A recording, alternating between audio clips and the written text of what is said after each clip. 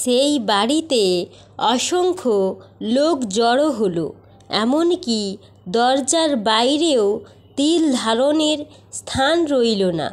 যিশু যখন তাদের কাছে ঈশ্বরের বাণী প্রচার করছেন, সেই সময় একদল লোক 4 জন বাহকের সাহায্যে এক পক্ষাঘাতগ্রস্ত ব্যক্তিকে যিশুর কাছে নিয়ে আসতে চাইছিল, কিন্তু ভিড়ের জন্য তারা কিছুতেই যিশুর কাছে পৌঁছাতে পারছিল না।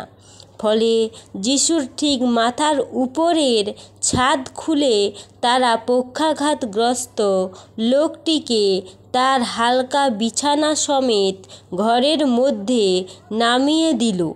তাদের এই ধরনের বিশ্বাস দেখে যিশু পক্ষাঘাতগ্রস্ত লোকটিকে বললেন, বৎস, তোমার সব পাপ ক্ষমা করা হলো।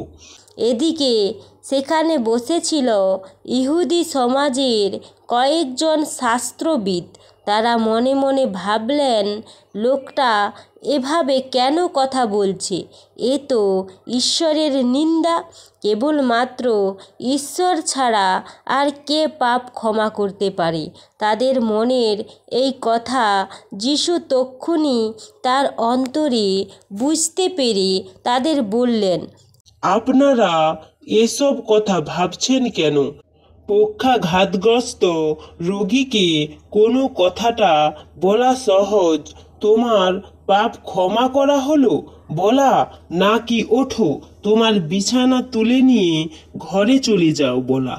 আপনাদের কিন্তু জানা দরকার যে পৃথিবীতে পাপ ক্ষমা করার অধিকার মনুষ্যপুত্রের আছে।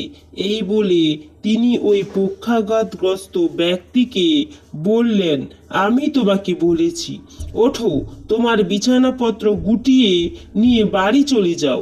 লোকটি সঙ্গে সঙ্গে উঠে তার বিছানা গুটিয়ে নিয়ে সকলের চোখের সামনে দিয়ে ঘরের বাইরে হেঁট হয়ে চলে গেল।